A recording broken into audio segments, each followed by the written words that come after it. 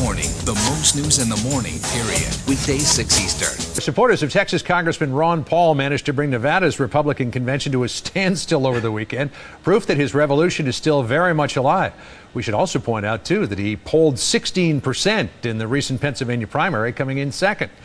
Congressman Paul joins us now to talk about the convention and his book, new book that's just out, The Revolution, a Manifesto. Good morning to you. It's great to see you. Good morning. And to all the Ron Paul fans who have been plugging this appearance for the last few days, thanks to them as well. So why is this country in need of a revolution, and a Ron Paul revolution in particular? Well, you know, there was a statistic last week. I think 90% of the people were annoyed about what's happening in the economy and the future of this country, and they're very annoyed with what's happening. So we need to change. Everybody is talking about that. The big question is which way are we going? Even the other candidates, the conventional candidates, are out there talking about, I'm going to do this, I'm going to make change, and they talk about, but they're not very specific. Yeah, you don't seem to have a lot of faith that they are actually agents of change. You say that the parties, what do you call the Republicrats, is what the new party should be called. You say in your book, quote, no wonder the news networks would rather focus on $400 haircuts than matters of substance. There are no matters of substance. Do you really believe that? Because the candidates are out there. They're talking about health care. They're talking about the economy. They're talking about the Iraq war. Those are substantial issues. Yeah, but it's all pretty much status quo or more of the same. I mean, is anybody talking about free market medicine? No, they're talking about more government. Yet we've had government in medicine for 35 years, and look at the mess we have. Do they talk about changing monetary policy? No, they're going to maintain this Federal Reserve System, which has created the monster. It creates all our bubbles, creates our recessions, creates the inflation. They're not talking about that. Are they talking about tax reform, like getting rid of the income tax? Are they talking about a new foreign policy, which is an old foreign policy, the old Republican foreign policy of non-intervention, where we don't go out and pretending to police the world?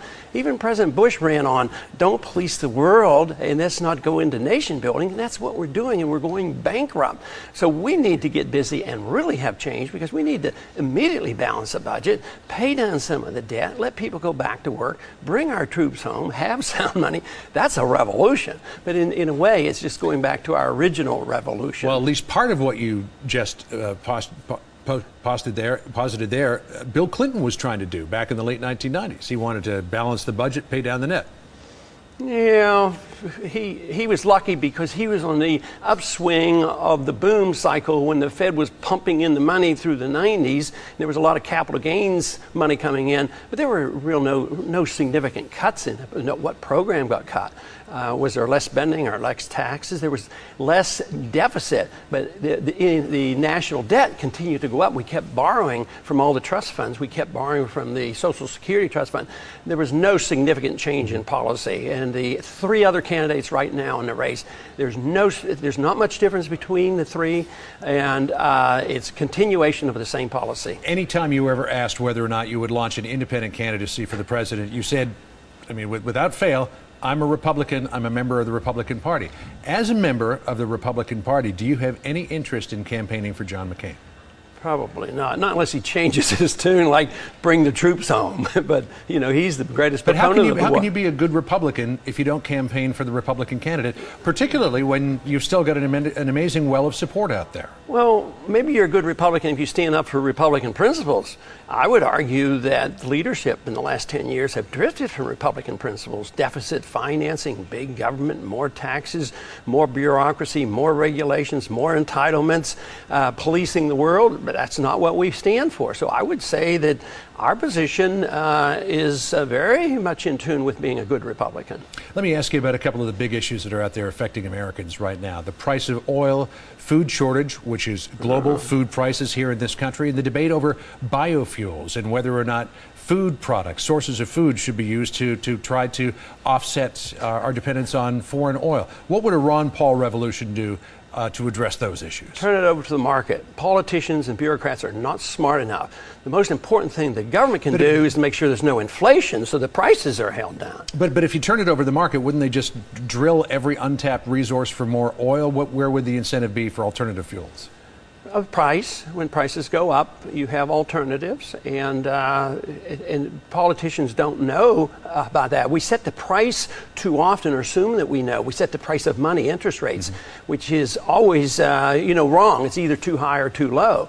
So the market is much smarter than anything the politicians can do. So when the prices go up, we use less, and they look for alternative sources. But instead, the government gets involved, and they say, "Oh, it's corn, so we subsidize corn. We burn up our food, and then the prices of food go up." And we do this with more inflation and more printing of money. So the government just messes the whole thing up.